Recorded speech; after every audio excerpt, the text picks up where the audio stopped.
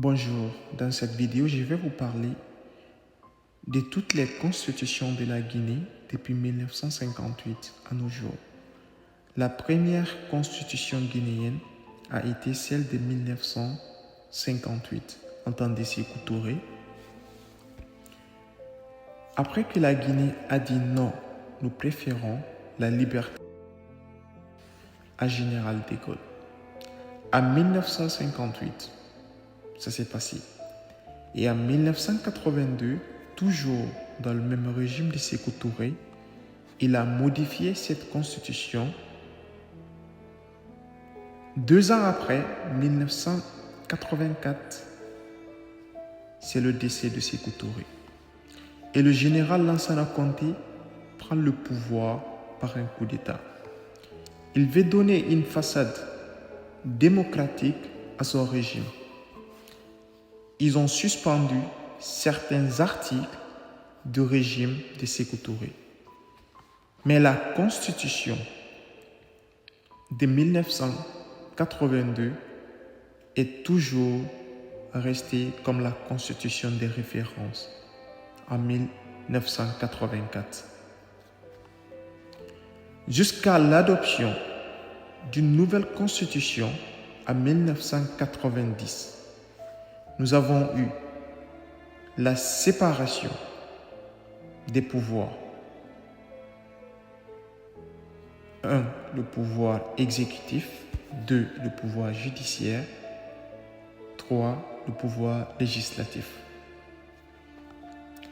Il est considéré comme une ouverture démocratique, mais Lansana Conté garde la même mise sur le pouvoir.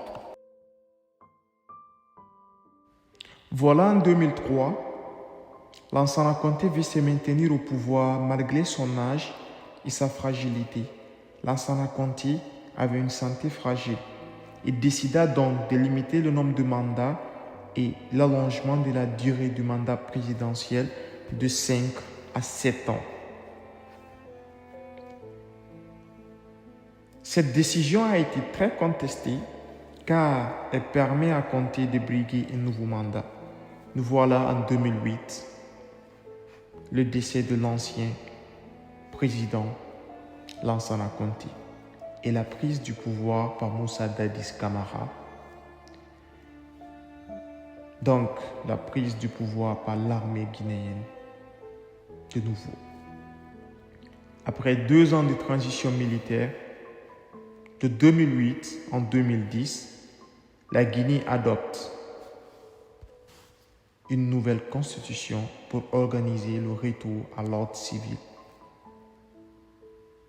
limité à 2 mandats présidentiels, 5 ans chaque, renouvelable une seule fois. Instaure un régime semi-présidentiel. Le président et le premier ministre mis en place d'institutions démocratiques, Cour constitutionnelle, l'Assemblée nationale, etc. Caractérisée par une première véritable constitution issue d'une transition concertée, cette constitution, elle dure de 2010 à 2020. Alpha Condé, élu en 2010 et réélu en 2015, cherche à se présenter pour un 3e mandat. Il organise un référendum constitutionnel en mars 2020. Il maintient la limitation de mandat à 2 ans. Il maintient la limitation de mandat à 2, mais il reset, c'est-à-dire il annule le mandat qu'il a vécu. C'est comme si tout le mandat vécu était un mandat de 0. Il fait l'instauration des mandats présidentiels de 6 ans renouvelables une fois. Donc, il compte faire 6 ans et renouveler 6 ans. Ça lui ferait 12 ans plus les 10 ans qu'il a vécu.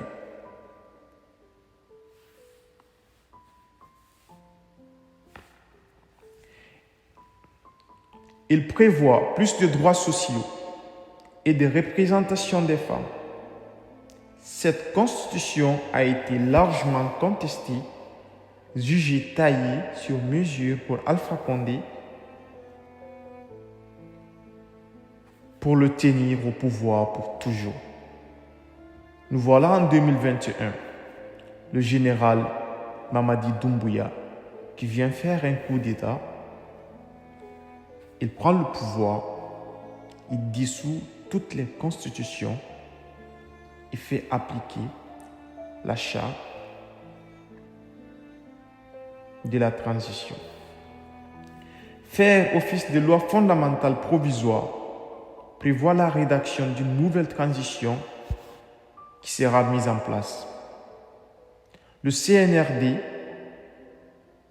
le gouvernement de la transition, et le Conseil national de la transition, qui est le CNT, les membres de la transition sont éligibles aux futures élections dans cette nouvelle constitution qui vient d'être élaborée par le président. Lui qui avait pourtant juré que ni lui, ni aucun membre de son gouvernement ne se présenterait pour les élections, nous voilà face à une nouvelle constitution qui lui donne l'éligibilité de se présenter pour un mandat présidentiel.